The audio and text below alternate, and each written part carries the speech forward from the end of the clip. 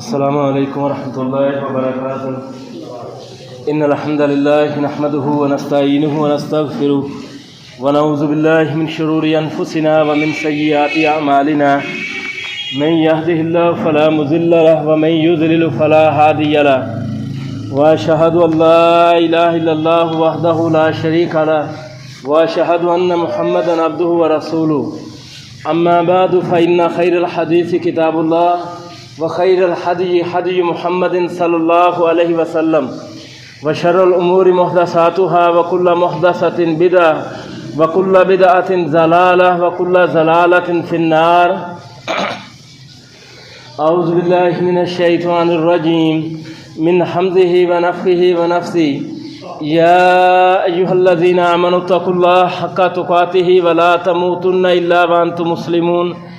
يا أيها الناس اتقوا ربكم الذي خلقكم من نفس واحدة وخلق منها زوجها وبث منهما رجالا كثيرا ونساء واتقوا الله الذي تساءلون به والأرحام إن الله كان عليكم رقيبا. يا أيها الذين آمنوا اتقوا الله وقولوا قولا سديدا يصلح لكم أعمالكم ويغفر لكم ذنوبكم ومن يطع الله ورسوله فقد فاز فوزا عظيما. حمد و ثنا اللہ رب العزت ہی کے لیے ہے اور درود و سلام ہو محمد رسول اللہ صلی اللہ علیہ وسلم پر. محترم بھائیوں، آج کے اس جمعے کے اندر میں آپ کے سامنے سورہ شعراء کی چند آیات اور ان کی تھوڑی سی تفسیر بیان کروں گا. یہ سورہ الشعراء جو ہے قرآن مجید کی 26ویں سورہ ہے. اس کی 227 آیات ہیں. الشعراء یعنی یہ شاعر کی جمع ہے. نبی صلی اللہ علیہ وسلم کے زمانے کے اندر لوگوں پر اثر انداز ہونے کے لیے کا بہت بڑا ایک ذریعہ شاعری تھا. اور یہ عرب کے جو لوگ تھے یہ اپنی یعنی زبان دانی پر بڑا ہی فخر کرتے تھے. جس طرح آج کے زمانے کے اندر لوگوں پر اثر انداز ہونے کا بہت بڑا ذریعہ جو ہے وہ سوشل میڈیا ہے، اسی طرح نبی صلی اللہ علیہ وسلم کے زمانے کے اندر یہ شاعر تھے. یہاں تک کہ کعبے کی دیوار پر امرؤ قیس کا ایک معلقہ لٹکایا ہوا تھا. حالانکہ شاعری جو ہے یہ خود بے نفس نفیس، اس میں نہ کوئی خیر ہے نہ شر ہے. جس طرح سوشل میڈیا ہے کہ یہ دو دھاری تلوار ہے، یعنی ایک چھری کی مانند ہے. اس سے آپ یا تو سبزی کاٹ لیں، کوئی حلال چیز کاٹ کر اپنے استعمال میں لے آئے، یا کسی بندے کو قتل کر دیں.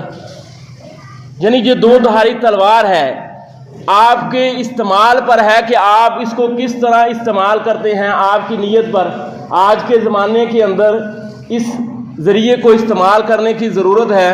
قرآن مجید میں اور احادیث میں اللہ کے نبی صلی اللہ علیہ وسلم نے اس ذریعے کو استعمال کرنے کی ترغیب دی ہے، کیونکہ اب اللہ کے نبی صلی اللہ علیہ وسلم اللہ کے آخری نبی ہیں. آپ کے بعد کسی نبی نے نہیں آنا ہے، لیکن لوگوں تک بات پہنچانا یہ اس امت کی ذمہ داری ہے. اللہ کا فرمان ہے ادعو الی سبیل ربک بالحکمہ والموعظۃ الحسنہ، اپنے رب کی طرف حکمت کے ساتھ اور بہترین انداز کے ساتھ دعوت دو. اور نبی صلی اللہ علیہ وسلم کا فرمان ہے بلغوا انی ولو آیا، میری طرف سے پہنچا دو خواہ ایک ایت ہی. فرمایا الدال علی الخیر کفاعلہ، نیکی کی طرف رہنمائی کرنے والا گویا کہ وہ نیکی کرنے والے کی طرح ہے. لیکن آپ دیکھ لیں یہ سوشل میڈیا جو ہے یہ دو دھاری تلوار کی مانند ہے، لیکن اس کا استعمال جو ہے یہ زیادہ شر میں ہے، فحاشی میں، یہ غلط خبریں پھیلانے میں. تو ایک بندے کی نیت دیکھی جائے گی کہ وہ کس انداز میں استعمال کرتا ہے. نبی صلی اللہ علیہ وسلم کے زمانے کے اندر شاعر لوگ یہ بہت بڑا ذریعہ تھا اپنی بات کو لوگوں تک پہنچانے کا. اور نبی صلی اللہ علیہ وسلم پر بھی انہوں نے، یہ مکے کے جو مشرک تھے، انہوں نے یہ الزام لگایا کہ نعوذ باللہ یہ شاعر ہے. اللہ نے فرمایا وما علمناہ الشعر وما ينبغي له، نہ تو یہ ہم نے اس کو شعر سکھایا ہے اس نبی کو، اور نہ یہ شعر کہنا اس کی شان کے لائق ہے. کیوں اس سورہ شعراء کے اندر آخر میں اللہ نے فرمایا وَالشُّعَرَاءُ يَتَّبِعُهُمُ الْغَاوُونَ، یہ شاعر لوگ جو ہوتے ہیں ان کی پیروی تو گمراہ لوگ کرتے ہیں، بھٹکے ہوئے لوگ کرتے ہیں۔ أَلَمْ تَرَ أَنَّهُمْ فِي كُلِّ وَادٍ يَهِيمُونَ، کیا تم دیکھتے نہیں یہ شاعر لوگ جو ہیں یہ ہر وادی میں گھومتے ہیں، یعنی کبھی کسی کی تعریف کریں گے تو اسے آسمان تک پہنچا دیں گے، کبھی کسی کی یعنی اگر برائی اور مذمت بیان کریں گے تو اسے زمین پر بڑھا دیں گے، ایسے الفاظ استعمال کریں گے۔ وَأَنَّهُمْ يَقُولُونَ مَا لَا يَفْعَلُونَ، اور وہ کہتے ہیں جو کرتے تک نہیں ہیں، جبکہ آپ دیکھ لیں کہ اس نبی کے اندر تو ایسی کوئی چیز نہیں پائی جاتی۔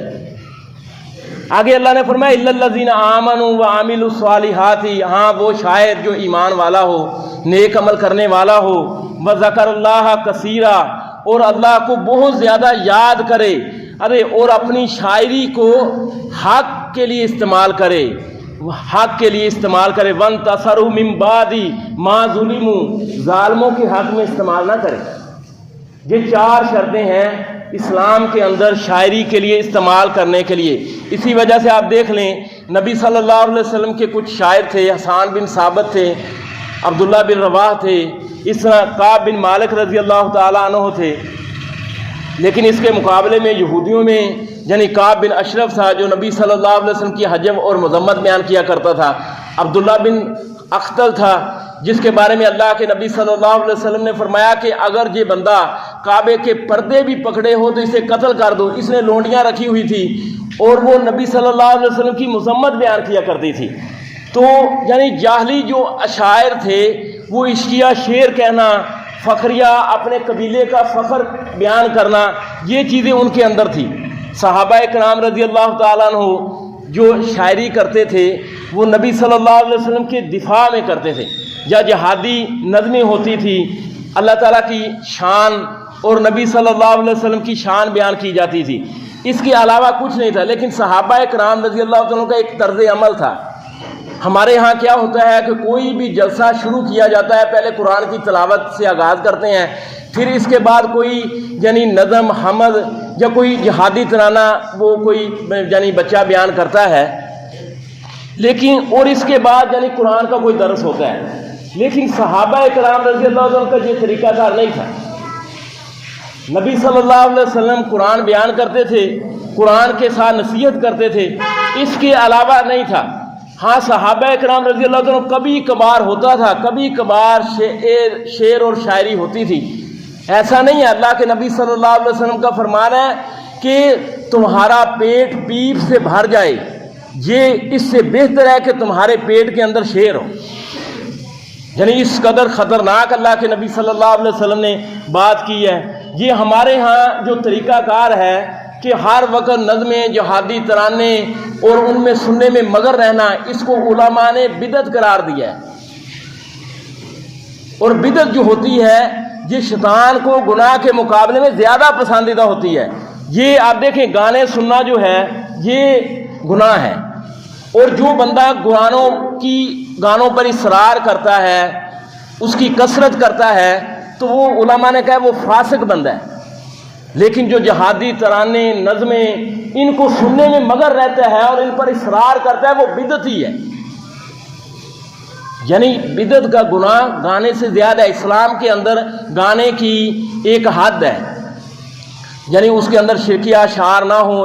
کبھی شادی کے موقع پر یا عید کا موقع آ گیا تو چھوٹی بچیاں جو ہیں اسلام اجازت دیتا ہے کہ وہ گانا بجانا کر لیں، تاکہ محلے کے اندر پتہ لگ جائے کہ یہ جو مرد اور عورت کا ایک تعلق بن رہا ہے یہ نکاح کے نتیجے میں بن رہا ہے، کوئی فحاشی یا عیاشی کا نتیجہ نہیں ہوگا۔ اس طرح عید کے دن یہ اسلام نے اجازت دی ہے۔ نبی صلی اللہ علیہ وسلم کا وہ فرمان جو ترمذی کے اندر ہے کہ نبی صلی اللہ علیہ وسلم نے فرمایا کہ انصار جو ہے یہ گانے بجانے کو پسند کرتے ہیں، تو ان کے ساتھ تم نے کوئی ایسا گانے بجانے والی کیوں نہیں بھیجی؟ تو ایک تو وہ روایت ضعیف ہے، دوسرا یہ ہے کہ اس روایت کے اندر عائشہ رضی اللہ تعالیٰ عنہ کا بیان ہے کہ وہ کوئی پیشہ ور گانے والیاں نہیں تھی۔ یعنی یہ ہمارے ہاں یعنی اسلام نے اگر اجازت دی ہے تو گانے والیاں جن کا پیشہ ہے ان کو بلا لینا اور پھر ناچنے کی ایک حد کو عبور کر دینا، یہ اسلام اس کی اجازت نہیں دیتا۔ صحابہ کرام رضی اللہ عنہ کا طرز عمل کیا تھا کہ زیادہ سے زیادہ قرآن سننا، اس کو سمجھنا، اس کو پڑھنا، یہ تھا، اس کے علاوہ کوئی نہیں تھا۔ قرآن بھی اسی بات پر ابھارتا ہے، افلا یتدبرون القرآن ام علی قلوب اقفالها، کیا یہ لوگ قرآن میں غور و فکر نہیں کرتے؟ کیا ان کے دلوں پر تالے پڑے ہوئے ہیں؟ یہاں تک کہ نبی صلی اللہ علیہ وسلم کے زمانے کے اندر لبید بن ربیہ تھا۔ اللہ کے نبی صلی اللہ علیہ وسلم نے ایک دفعہ عائشہ رضی اللہ تعالیٰ عنہ سے بیان کیا کہ عائشہ، اس کا ایک شعر ہے، کلو شیء ما خلا اللہ باطل، اللہ کے علاوہ ہر چیز باطل ہے، ہر چیز فنا ہونے والی ہے۔ نبی صلی اللہ علیہ وسلم نے اس لبید بن ربیہ کے اس شعر کی تعریف کی، اور یہ لبید بن ربیہ جو تھا، اس نے اسلام قبول کر لیا تھا۔ اسلام قبول کرنے کے بعد اس نے شاعری چھوڑ دی۔ کسی نے اس سے کہا کہ تم نے شاعری کیوں چھوڑ دی؟ کہنے لگا کہ جب اللہ کا کلام قرآن مجید آ گیا ہے تو اس کے بعد شاعری کرنے کی ضرورت ہی نہیں ہے۔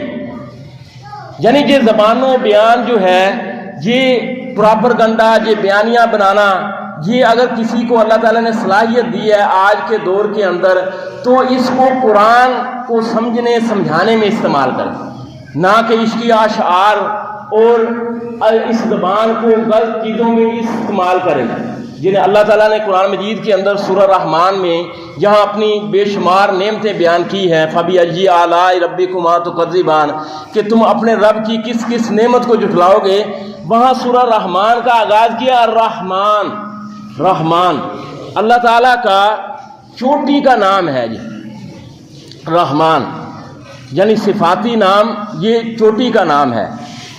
جس طرح یعنی اللہ ہم کسی کو نہیں کہہ سکتے، اسی طرح ہم رحمان بھی کسی کو نہیں کہہ سکتے۔ یعنی یہ فعلان کے وزن پر بنا ہے، اور فعلان کے اندر شدت پائی جاتی ہے۔ شدت کس طرح؟ غضبان، انتہائی غصے والا جو بندہ ہو اسے غضبان کہا جاتا ہے۔ طوفان، اللہ تعالیٰ کے اندر بے انتہا رحمت پائی جاتی ہے۔ رحیم، اور اس میں ہمیشگی ہے۔ ہمارے ہاں یعنی آپ دیکھ لیں کہ اگر کسی جگہ کوئی کار کا حادثہ ہو یا کوئی بھی حادثہ ہو، اور آپ کو پتہ چلے کہ فلاں اس حادثے میں صرف ایک بچہ بچا ہے، اس کے ماں باپ فوت ہو گئے ہیں، تو ہو سکتا ہے کہ کئی لوگوں کے دلوں کے اندر رحمت کا جذبہ پیدا ہوگا کہ ہم اس بچے کو لے لیں، ہم اس کی پرورش کر لیں۔ لیکن تھوڑے ہی دنوں بعد آپ دیکھیں کہ جی میں نے کیا پھٹیک لے لی، ایک بندے کے دل کے اندر آئے گا۔ لیکن اللہ تعالیٰ جہاں رحمان ہے، رحم کرنے والا ہے، وہاں اس کے اندر تسلسل پایا جاتا ہے، ہمیشگی ہے۔ الرحمن علم القرآن، اللہ نے رحمان جو ہے اس نے قرآن سکھایا ہے۔ اللہ نے صرف قرآن نہیں سکھایا ہے، بلکہ آپ دیکھیں ایک بچہ جو اس دنیا کے اندر آتا ہے، اپنی ماں سے کی چھاتی سے دودھ کیسے لینا ہے، اور بھی بے شمار علوم اللہ تعالیٰ نے سکھائے ہیں۔ لیکن یہاں اللہ نے بیان کیا کہ رحمان نے قرآن سکھایا، یعنی یہ چوٹی کا علم ہے اللہ کا قرآن۔ علمہ خلق الانسان، اللہ نے انسان کو پیدا کیا، حالانکہ اللہ تعالیٰ نے زمین آسمان پیدا کیے ہیں، لیکن سورہ رحمان میں اللہ تعالیٰ نے کیا فرمایا کہ اس نے انسان پیدا کیا۔ کیوں؟ قرآن مجید کے اندر اللہ تعالیٰ نے فرمایا خلقت بیدی، میں نے اپنے دونوں ہاتھوں سے اس انسان کو پیدا کیا، دونوں ہاتھوں سے۔ اور کسی تخلیق کے بارے میں اللہ تعالیٰ نے یہ نہیں فرمایا ہے وَعَلَّمَهُ الْبَيَانَ، اور ہم نے اس کو علمہ البیان، اس نے اس کو بیان کی صلاحیت دی ہے۔ یعنی کیا مطلب ہے؟ یہ 4 آیتیں ہیں، اور 4 آیتوں کو اگر جوڑا جائے کہ رحمان نے قرآن سکھایا ہے، انسان کو پیدا کیا ہے، اور اس کو بیان کی صلاحیت دی ہے۔ یہ ہم جو اپنی بات دوسروں تک پہنچا دیتے ہیں، یہ اللہ تعالیٰ نے یہ صلاحیت ہمیں دی ہے۔ اس کے علاوہ اور بے شمار صلاحیتیں ہیں جو اللہ تعالیٰ نے جانوروں کو ہم سے زیادہ دی ہے۔ یہ کتے کے اندر سونگنے کی حس ہم سے زیادہ ہے، سننے کی حس جو ہے یہ گھوڑے کے اندر زیادہ ہے، ذرا بھی خطرہ ہو تو جو اپنے کان کھڑے کر دیتا ہے۔ دیکھنے کی حس یہ عقاب کے اندر بہت زیادہ ہے، لیکن بیان کی صلاحیت اللہ تعالیٰ نے ہمیں دی ہے۔ یعنی جہاں کیا کہا جا رہا ہے کہ جس بندے کو اللہ تعالیٰ نے یہ بیان کی صلاحیت دی ہے آج کے دور کے اندر یا پرانے زمانے کے اندر، تو وہ اس صلاحیت کو قرآن کے لیے استعمال کرے۔ اور اس بات کو نبی صلی اللہ علیہ وسلم نے فرمایا، صحیح بخاری کے اندر آیا ہے کہ اللہ کے نبی صلی اللہ علیہ وسلم نے فرمایا، عثمان بن عفان رضی اللہ تعالیٰ عنہ اس حدیث کو بیان کرنے والے ہیں کہ خیرکم من تعلم القرآن وعلمہ، تم میں سے بہترین وہ ہے جو قرآن کو سیکھے اور سکھائے۔ سیکھنا اور سکھانا جی ہمارے ہاں رواج ہی نہیں ہے، ہمارے ہاں ہے پڑھنا پڑھانا، وہ یعنی زیادہ سے زیادہ تیر مارا تو یاد کر لیا، اسے پتہ ہی نہیں ہے کہ اللہ کیا فرما رہا ہے۔ سیکھنا سکھانا کیا ہے؟ قرآن کی تلاوت کرنا اور اس کو سمجھنا۔ افلا یتدبرون القرآن ام علی قلوب اقفالها، کیا یہ لوگ قرآن میں غور و فکر نہیں کرتے؟ کیا ان کے دلوں پر تالے پڑے ہوئے؟ اور صحیح بخاری احادیث کی چوٹی کی کتاب ہے، اس چوٹی کی کتاب میں یہ حدیث کس انداز سے آئی ہے کہ ان عثمان ابن عفان قال قال رسول اللہ الا خیرکم من تعلم القرآن، خیرکم تم میں سے بہترین وہ ہے جو تعلم القرآن وعلمہ، جو قرآن کو سیکھے اور سکھائے۔ اب آپ ملال کر اس کو پڑھ لیں کہ الرحمن علم القرآن خلق الانسان علمہ البیان، تو آگے اللہ کے نبی کا کیا فرمانا؟ خیرکم من تعلم القرآن وعلمہ، تم میں سے بہترین وہ ہے جو قرآن کو سیکھے اور سکھائے۔ اور یہ وَلَقَدْ يَسَّرْنَا الْقُرْآنَ لِلذِّكْرِ فَهَلْ مِن مُدَّكِرٍ، کہ ہم نے قرآن کو آسان بنایا ہے سیکھنے کے لیے، ہے کوئی نصیحت حاصل کرنے والا؟ یہ قرآن مجید کے اندر سورہ قمر کے اندر یہ 4 بار آیت آئی ہے، یہ آیت کہ وَلَقَدْ يَسَّرْنَا الْقُرْآنَ لِلذِّكْرِ فَهَلْ مِن مُدَّكِرٍ، یعنی یہ تکرار جو ہوتا ہے یہ اثر انداز ہوتا ہے لوگوں پر۔ فذکر ان نفعت الذکر، نصیحت کرو، نصیحت کرنا فائدہ مند ہوتا ہے، یعنی بار بار تکرار کرنا کہ اللہ سے ڈرو۔ اللہ کے نبی صلی اللہ علیہ وسلم سے بے شمار صحابہ نے کبھی کہا کہ اللہ کے نبی صلی اللہ علیہ وسلم ہمیں کوئی نصیحت کریے، تو آپ صلی اللہ علیہ وسلم نے یہی کہا اوصی کا بتقوی اللہ، کہ میں تمہیں اللہ سے ڈرنے کی نصیحت کرتا ہوں، اللہ سے ڈرنے کی وصیت کرتا ہوں۔ یعنی بے شمار صحابہ کو اللہ کے نبی صلی اللہ علیہ وسلم نے یہ وصیت کی ہے۔ اور اس سورہ الشورى کے اندر آپ دیکھیں 227 آیتیں ہیں، لیکن کچھ آیتیں تکرار کے ساتھ آئی ہیں، بار بار آئی ہیں، جہاں تک کہ کچھ آیتیں 10 بار آئی ہیں۔ یہ آیت ان فی ذلک لآیہ وما کان اکثرهم مؤمنین، ہر واقعے کے اندر آخر میں اللہ تعالیٰ نے بیان کیا کہ اس میں ضرور نشانی ہے، لیکن اکثر لوگ اس کو جانتے نہیں ہیں۔ وَإِنَّ رَبَّكَ لَهُوَ الْعَزِيزُ الرَّحِيمُ، اور تمہارا رب جو ہے وہ جہاں عزیز ہے وہاں رحم کرنے والا ہے۔ یہ آیت تقریباً 10 بار آئی ہے۔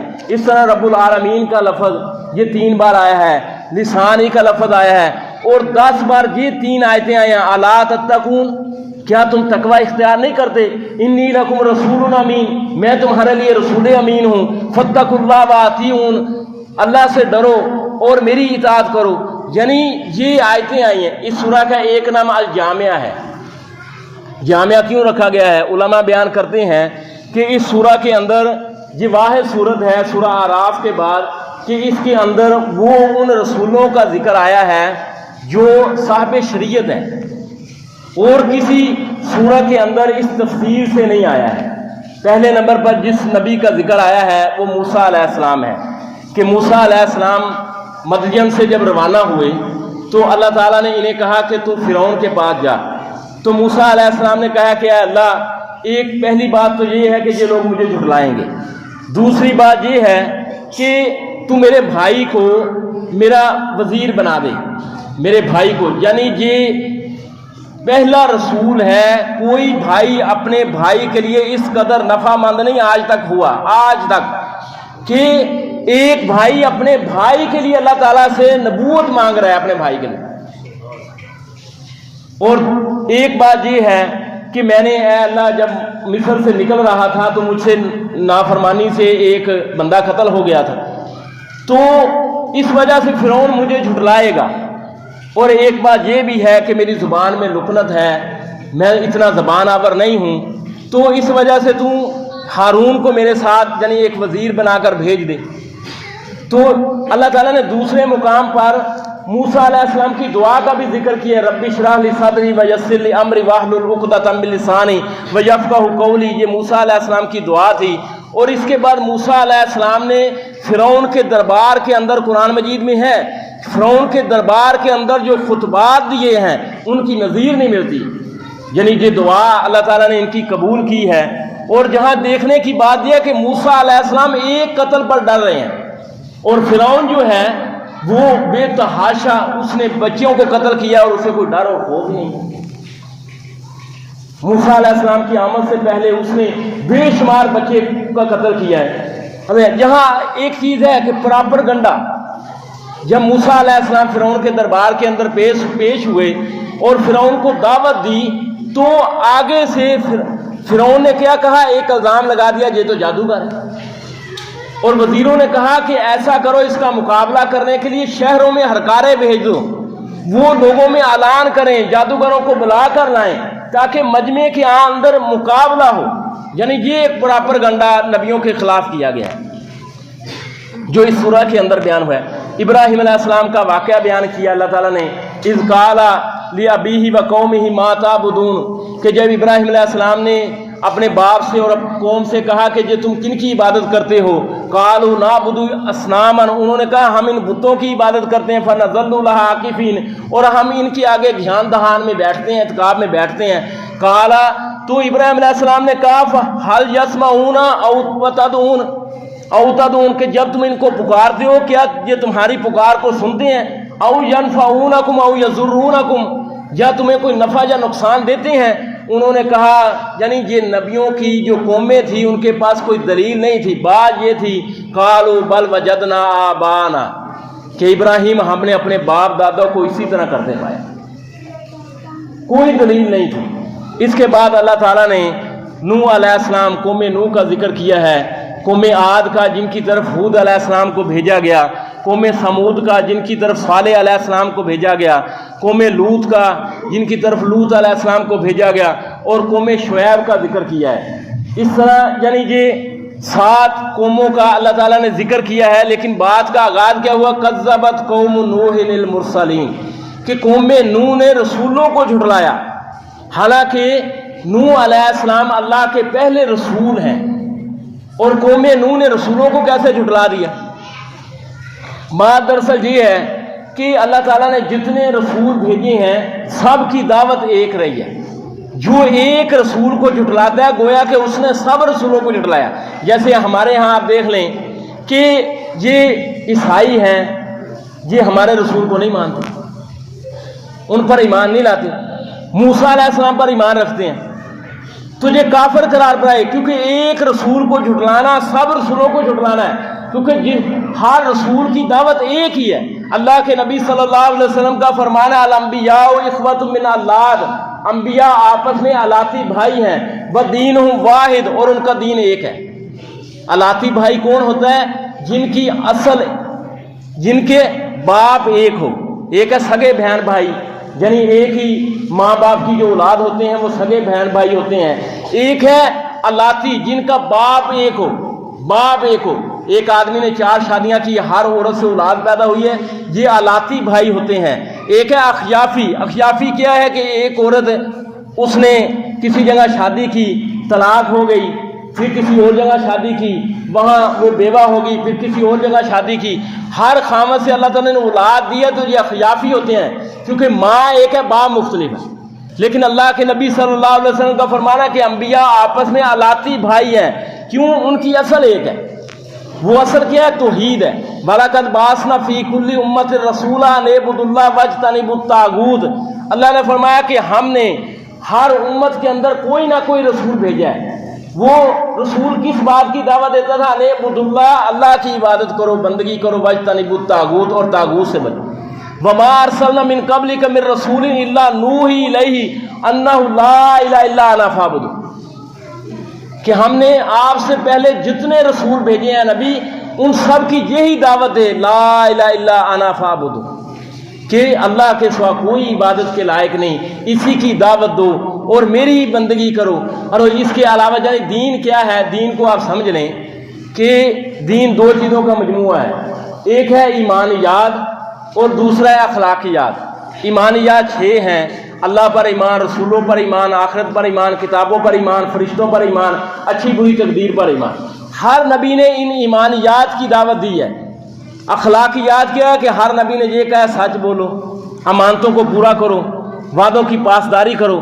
کسی نبی نے یہ نہیں کہا کہ جھوٹ بولنا کوئی اچھی چیز ہے، مار تول میں ڈنڈی مارنا کوئی اچھی چیز ہے، یا وعدوں کو پورا نہ کرنا یہ کوئی اچھی چیز ہے.